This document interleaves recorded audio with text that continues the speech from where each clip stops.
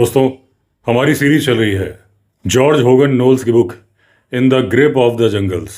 पिछली कहानियां प्लेलिस्ट में हैं। हमारी नई कहानी है in a dead city a strange panther hunt. एक यंग इंडियन चीफ जिसका मैं ट्यूटर था, और हमारी एक यात्रा जो कि एजुकेशन पर्पस की यात्रा थी, बड़ी ही आनंददायक यात्रा थी। उस यात्रा के दौरान की बात है। ये जो यात्रा थी, इसका इंतजाम हमारे लिए किया था सरकार ने, यानी कि गवर्नमेंट ने। एक तपती दोपहरी की बात है। हम लोग 5 मील की दूरी पर थे हिस्टोरिक सिटी आगरा से। यहाँ पर हम शानदार मॉन्यूमेंट देख रहे थे जो कि था अकबर का मकबरा। अब अकबर एक महान शासक था। उसने भारत पर एक छत्र राज किया था। 1556 से लेके 1605 तक अकबर का साम्राज्य कुछ कुछ मिलता जुलता है क्वीन एलिजाबेथ के साम्राज्य से।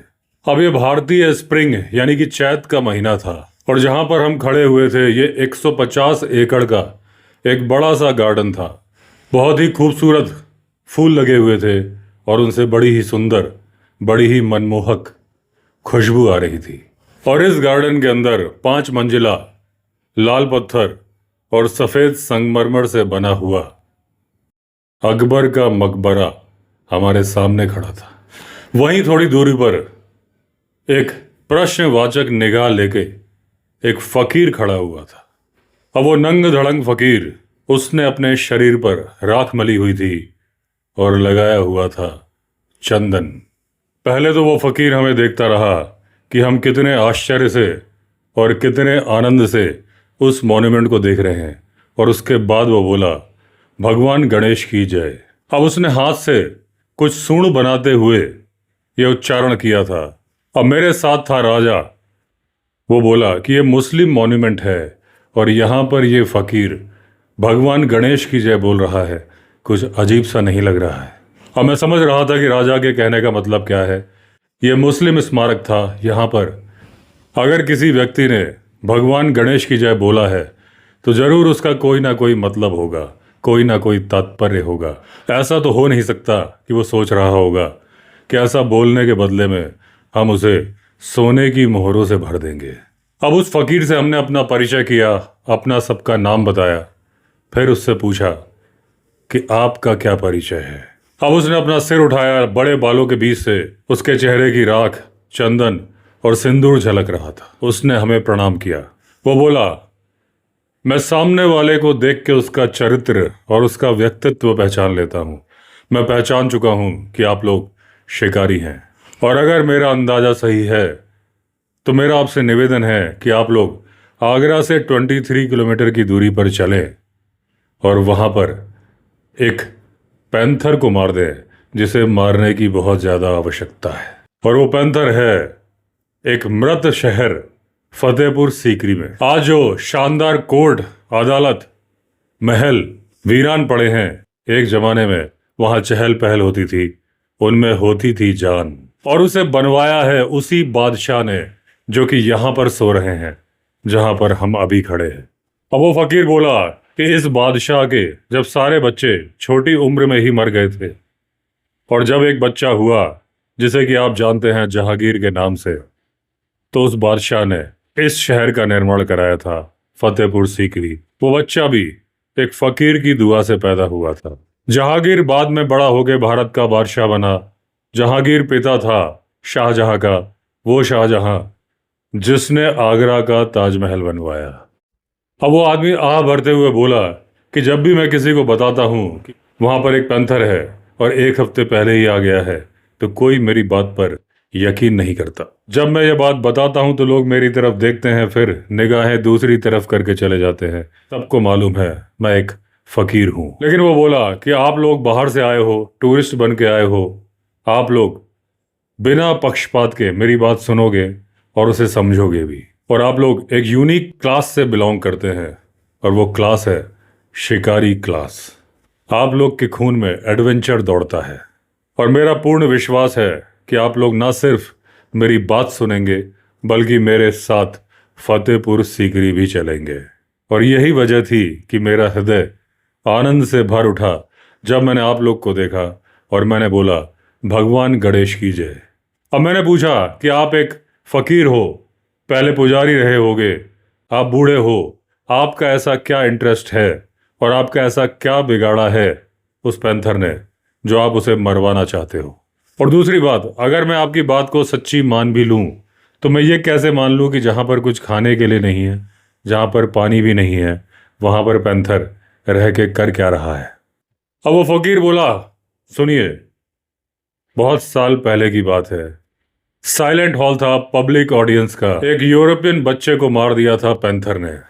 उस पैंथर को गोली मार दी गई थी और उस बच्चे का पिता, जो कि एक गवर्नमेंट ऑफिसर था, मेरा बहुत अच्छा दोस्त था। अब उसका दुख मुझसे देखा नहीं गया तो मैंने कसम खाई कि मैं सारे के सारे पैंथर से बदला लूंगा।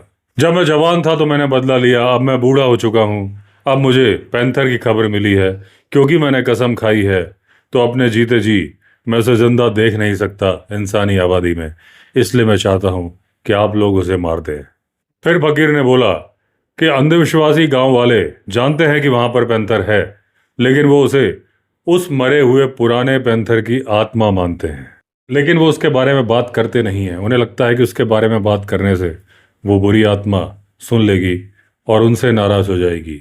उस बुरी आत्मा को खुश करने के लिए ये लोग कभी बकरी तो कभी भेड़ लेके जाते हैं, उसको चढ़ावा चढ़ा देते हैं, ये सोच के कि वो ईविल स्पिरिट, बुरी आत्मा इनसे खुश हो जाएगी, इन्हें छोड़ के चली जाएगी। और इन गांव के लोगों ने बहुत बड़ी नांद, यानी एक बहुत बड़ा बर्तन पानी से भर के वहां रख दिया है, तो वो पैंथर उसमें से पानी पी लेता है। अब फतेहपुर सीकरी, जो कि एक डेड सिटी के रूप में विख्यात है या फिर कुख्यात है, हमारा वहां पर जाना पहले से तय था। तो उस फकीर से हमने वादा किया कि आज के दिन से 5वें दिन हम आपसे मुलाकात करेंगे बुलंद दरवाजे पर, जो कि है विश्व का सबसे ऊंचा दरवाजा। उसके पहले करना संभव नहीं था कि हमारी बहुत सारी इंगेजमेंट्स थी जो कि हमें पूरी करनी थी। अब वो जो बुलंद दरवाजा, जो कि 176 फीट ऊंचा है जमीन से, फकीर ने भी कहा वो हमारा इंतजार करेगा बुलंद दरवाजे पर। फकीर ने बोला कि जब हम लोग एक दूसरे को वहां पर देख लेंगे तो आपस में बातचीत नहीं करेंगे, आप लोग चुपचाप मेरा पीछा करना, किसी भी तरीके से हम लोग उससे बात करने की कोशिश ना करें, यहाँ तक कि फुसफुसा के भी ना करें, जब तक कि वो है उस वॉल्ड सिटी के अंदर। फतेहपुर सीकरी की 4 दीवारी के अंदर हम किसी भी तरह से उससे, यानी कि उस फकीर से बात करने की कोशिश ना करें, ना तो बोल के ना फुसफुसा के। अब उसके बाद फकीर हमारे पीछे पीछे अकबर के मकबरे से बाहर आ गया। जिस अंग्रेज बच्चे की मौत पैंथर के मारने से हुई थी, ये बात सच थी, क्योंकि ये बात मैंने भी सुनी हुई थी। फकीर झूठ नहीं बोल रहा था। अब जिन दिनों की ये बात है, उन दिनों ना तो मोटर कार होती थी, ना ही ब्रांच रेलवेज होती थी जो कि टूरिस्ट को मॉन्यूमेंट्स तक लेके जा पाए। मैं और राजा घोड़े के द्वारा खींची जाने वाली गाड़ी पर बैठ के आए थे, यानी कि तांगे पर बैठ के आए थे।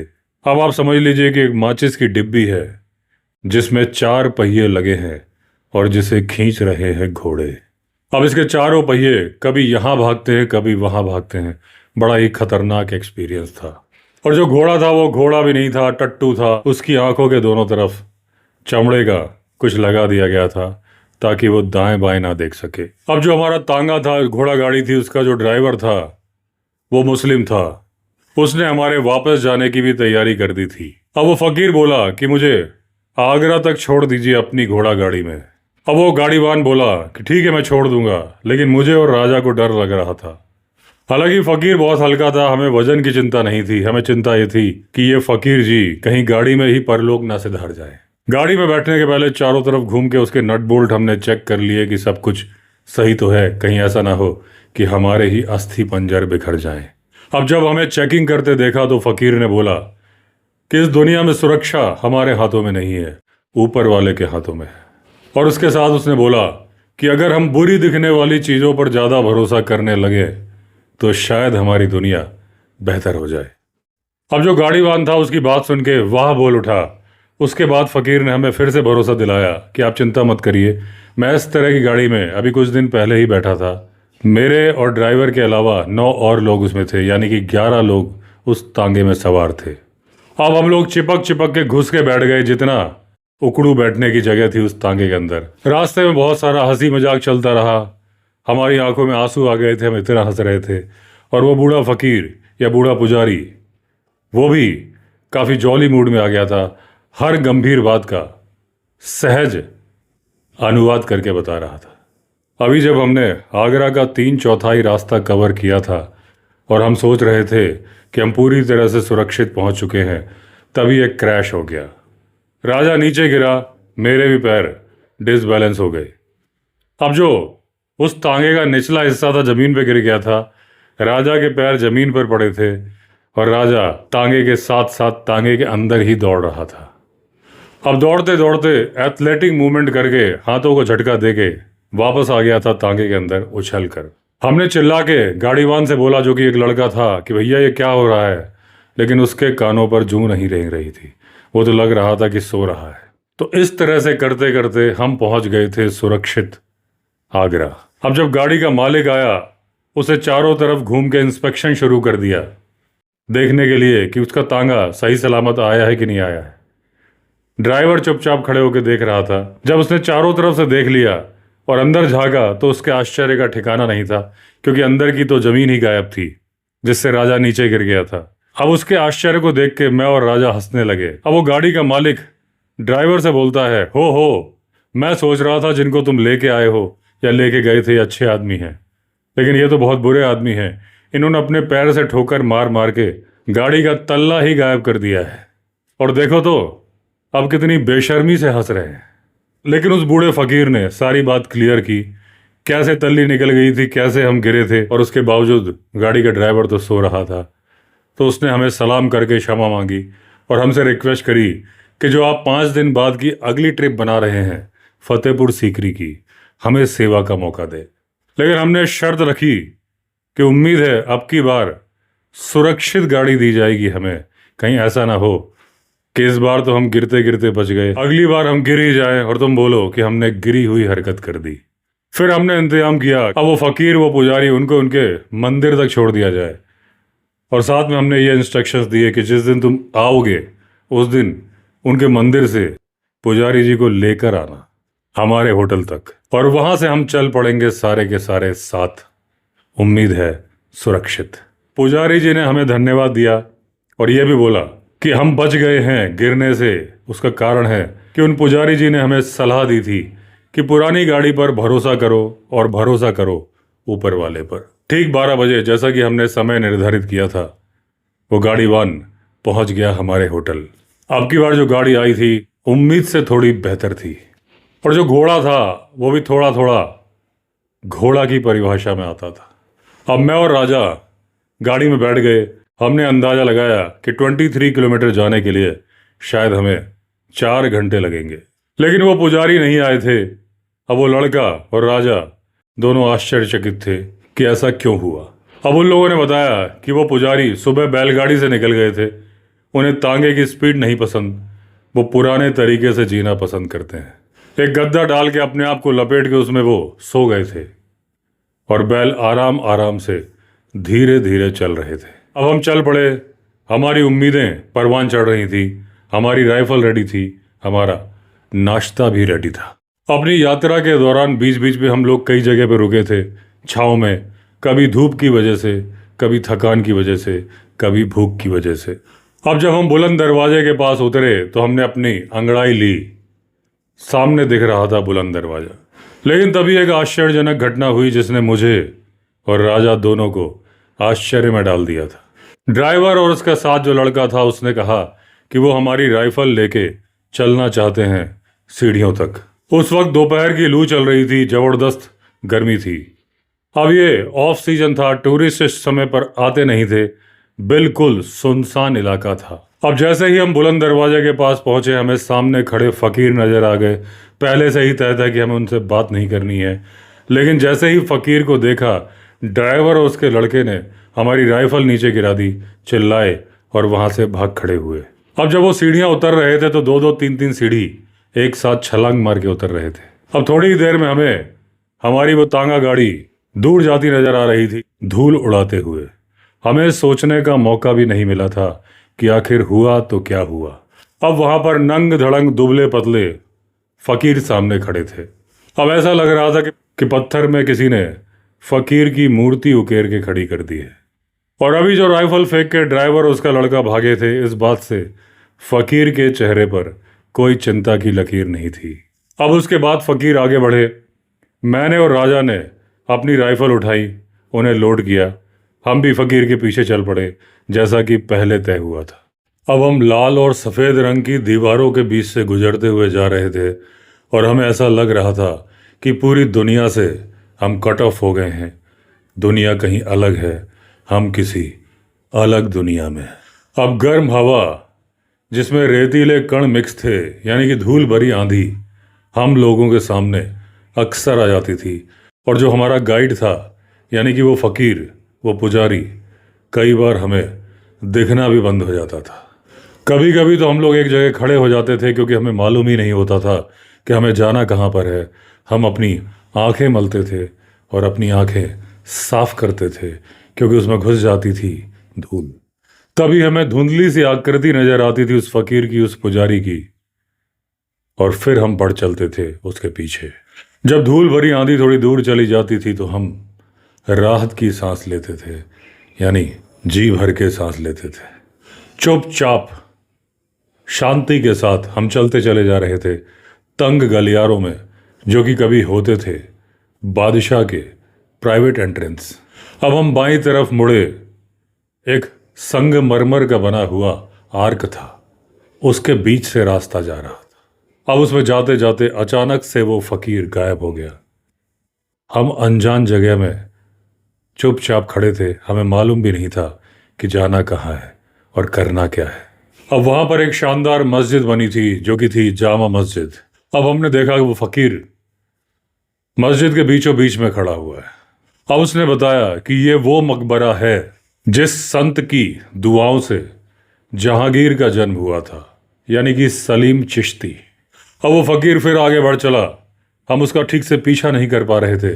कभी वो बाएं मुड़ता, कभी दाएं मुड़ता, तंग गलियारों में बढ़ता ही जा रहा था। अब हमें लग रहा था कि कुछ कारण था जिस वजह से वो फकीर नहीं चाहता था कि हम उसके पास तक पहुंचे।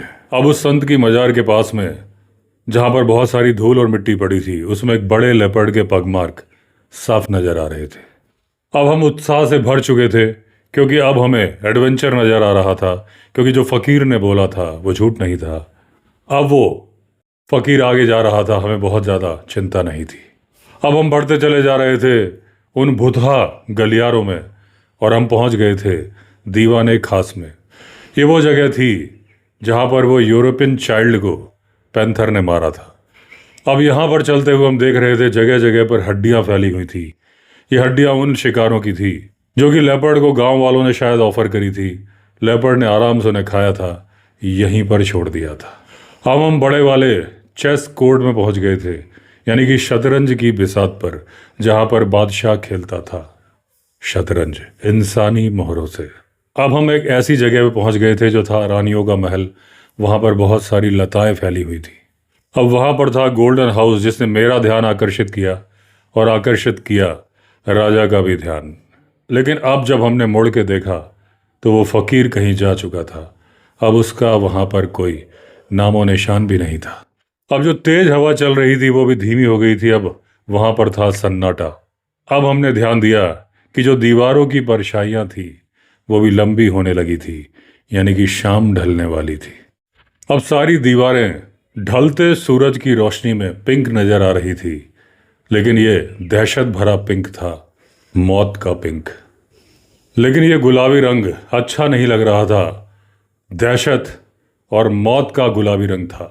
हमेशा खूबसूरत लगने वाला पिंक यानी गुलाबी रंग आज बुरे सपने की तरह से नजर आ रहा था। तभी थोड़ा दूर के कोर्टयार्ड से एक सियार की चिल्लाने की आवाज आई। अब अगर ये आवाज जंगल में आती तो इस बात की गारंटी थी कि उस स्कैवेंजर के सामने से कोई कार्निवोरस जानवर जाता हुआ देखा है उसने, इसीलिए उसने अपने साथियों को बताने के लिए पुकारा है। लेकिन इस ऊंची ऊंची छत वाले फतेहपुर सीकरी के इलाके में उस सियार की आवाज़ बहुत दूर तक गूंज रही थी। गूंज गूंज के बार बार आ रही थी। अब फिर सन्नाटा छा गया था, वही गुलाबी, वही शांत, वही दहशत भरा। हमें अपनी सांसें, अपनी धड़कन, सब कुछ साफ साफ सुनाई दे रहा था। अब राजा ने धीरे से मेरे कान में बोला कि फकीर को आवाज देके बुलाते हैं। लेकिन मैंने कहा नहीं, हम उसे बुलाएंगे नहीं। हालांकि मेरी आंखें आसपास के इलाके को स्कैन कर रही थी, इस उम्मीद में कि वो दुबला पतला शरीर क्या पता कहाँ नजर आ जाए। क्योंकि मुझे उम्मीद थी कि वो फकीर हमें गाइड कर सकता था उस पैंथर के बारे में, क्योंकि अभी तो यह संभावना थी कि अचानक से वो पैंथर हम पर सरप्राइज अटैक कर देगा कहीं से भी। तभी अचानक बड़ी ही नर्म आवाज आने लगी, लप लप लप। राजा ने मुझसे धीरे से पूछा कि ये आवाज किस चीज की है।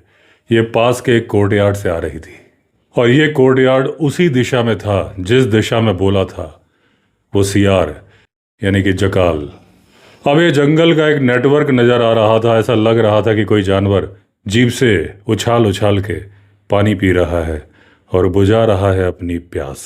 अब ये जीभ से उछाल के पानी पीने की जो आवाज़ थी, इसको देख के राजा भी खुश हो गया था, क्योंकि हम छुपन छुपाई का जो गेम खेल रहे थे लेपर्ड के साथ, उसमें हमें एडवांटेज मिल गया था। अपने विरोधी की पोजीशन हमें मालूम चल गई थी। अब उस बूढ़े फकीर का कोई नामो निशान नहीं था। अपनी राइफल्स को हमने कॉक कर लिया था। हम इंतजार कर रहे थे अगले घटनाक्रम का। कोर्टयार्ड में जहां देखो वहां झाड़ियां थी, लताएं थी। हम उनके अंदर से झांकने की कोशिश कर रहे थे। सामने की तरफ से हमें काफी कुछ नजर आ रहा था, क्योंकि शायद वहां पर सर्वेंट क्वार्टर्स बने हुए थे। लेकिन जो दाहिनी तरफ का एरिया था वहां पर ऊंची ऊंची लताएं थी, हमें कुछ भी नजर नहीं आ रहा था। इस लताओं वाली दीवार के दूसरी तरफ एक दूसरा छोटा कोर्टयार्ड था। अब फिर से वो लप लप की आवाज आई। इस बात में कोई शक नहीं था कि यह आवाज आ रही थी लताओं के पीछे की तरफ वाले छोटे कोर्टयार्ड से। तभी वो जो गुलाबी सी परछाई थी रोशनी की, उसमें जो दीवार थी उसके उस तरफ से उस फकीर का सर और कंधा निकल के आए, आश्चर्यजनक रूप से, डरावने रूप से। ऐसा लग रहा था कोई तांबे की मूर्ति किसी व्यक्ति की उभर कर आ गई है और हमारी जांच कर रही है। अब वो फकीर अपना सर हिला के इशारा कर रहा था कि चले आओ। बाएं तरफ एक छोटी दीवार थी जो कि लंबी चली जा रही थी।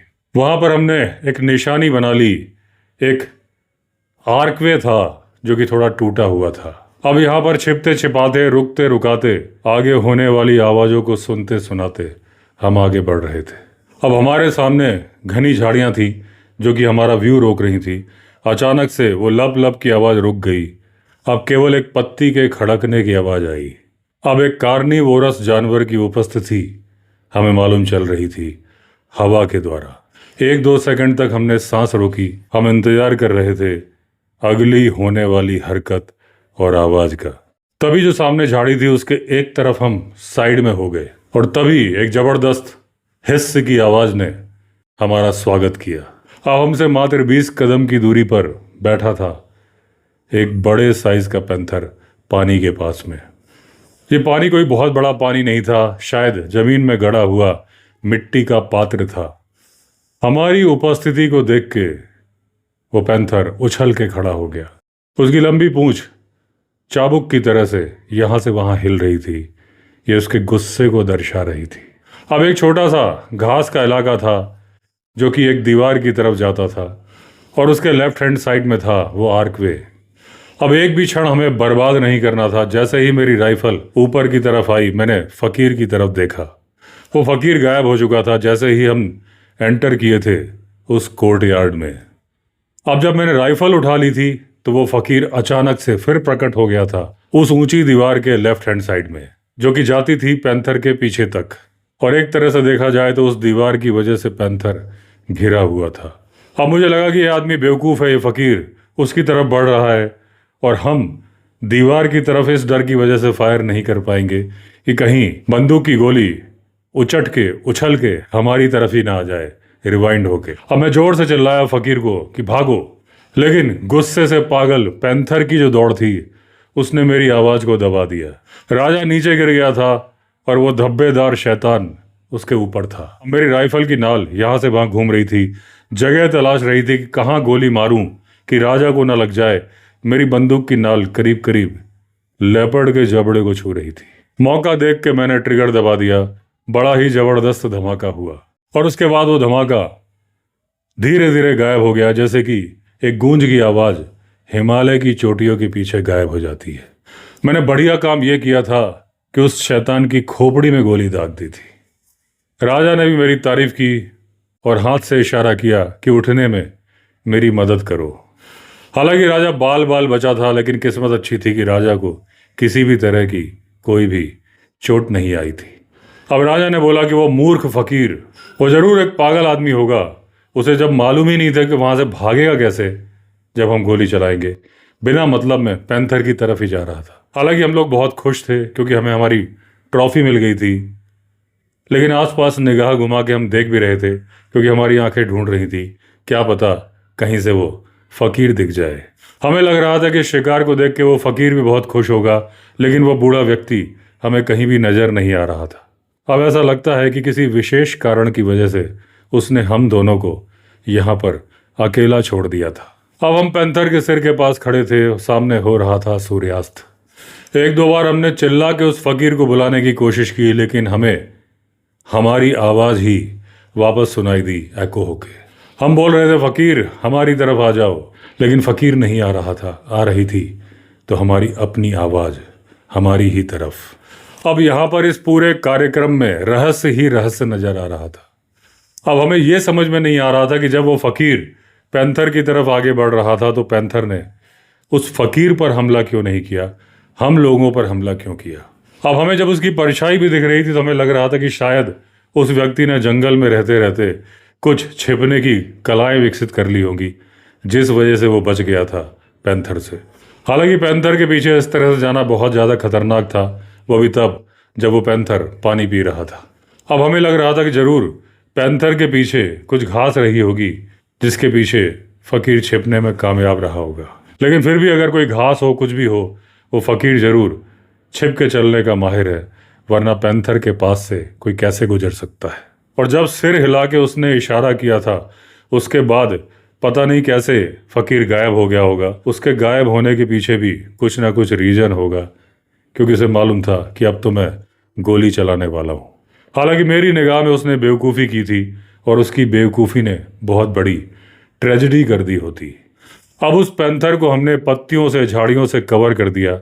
अब हम वहां से जाने की तैयारी कर रहे थे। अब हमने सोचा था कि आगरा जाएंगे, वापस अपने इस ट्रॉफी को, इस बैग को वापस उठाने खुद आएंगे या फिर किसी शिकारी को भेज देंगे, वो इसे यहाँ से ले जाएगा।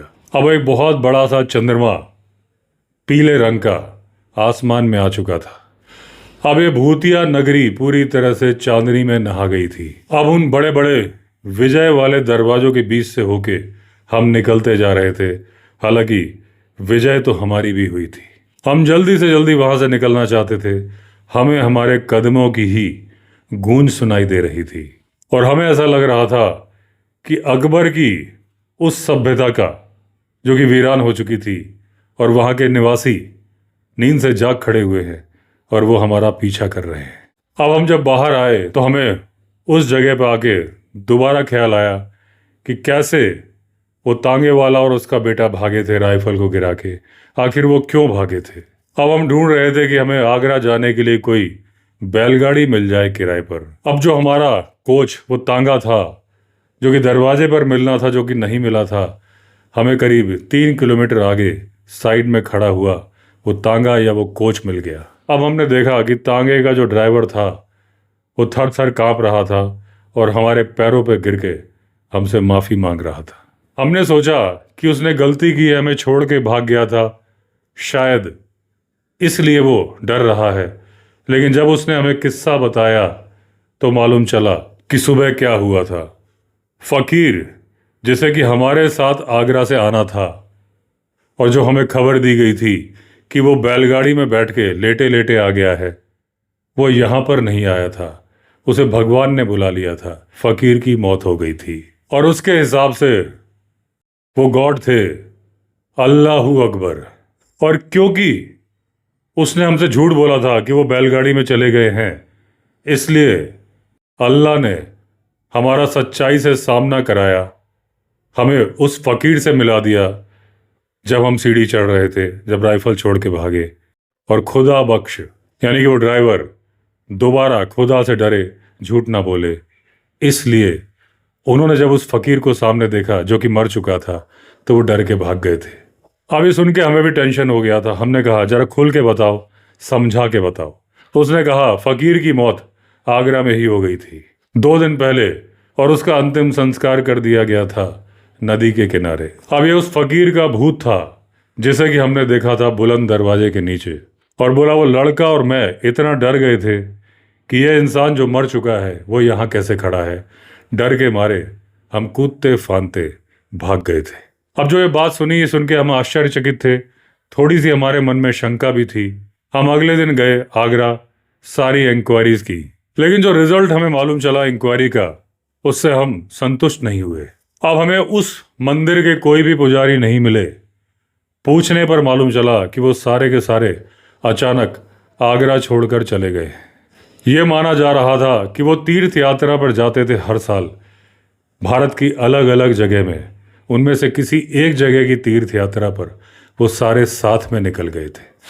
बाकी जो हमें मालूम चला वो मात्र ये कि एक बूढ़ा फकीर अचानक से बीमार पड़ गया था और वो मर गया था। ये वही फकीर था जो हमारा पुजारी गाइड था। अब राजा ने सोचा, मैंने भी यही सोचा, और कुछ बूढ़े लोगों ने भी हमारी बात से समर्थन जताया। अब हमें लगा कि बाकी सारे फकीर या पुजारी अपनी सुपर नेचुरल पावर्स को जिंदा रखने के लिए, जो कि उन्होंने तपस्या करके हासिल की थी, तो उन्होंने उस फकीर की मृत्यु होने के बाद किसी और चीज को हमारा फकीर बना के हमें गाइड करने के लिए भेज दिया था, क्योंकि हमारी पहले से 5 दिन बाद की अपॉइंटमेंट फिक्स थी। अब ये बात यही बता सकती है कि बड़े बड़े तपस्वी लोग भारत में रहते हैं। तो जब कभी एक अच्छे कार्य की जरूरत होती है तो ये तपस्वी लोग अपनी शक्तियों का प्रदर्शन करते हैं, लेकिन जब वो अच्छा काम हो जाता है तो फिर अपनी शक्तियों के साथ गायब हो जाते हैं। अब इससे ज़्यादा कोई सोल्यूशन हमें मिला नहीं था। मैं और राजा इस मिस्ट्री के साथ आगे बढ़ चले। हमें समझ में नहीं आ रहा था कि जिस फकीर के पीछे हम गए थे वो मिट्टी का बना था, हाड़ मांस का बना था। क्या पता वो अकबर की नगरी में ही रहता रहा हो, क्या पता वो अपने पुराने वादे को निभाने आया हो, क्योंकि बड़ी उम्मीदों के साथ अकबर ने नगरी बसाई थी जो कि खत्म हो गई। बाद में भारत में आ गई ब्रिटानिया हुकूमत।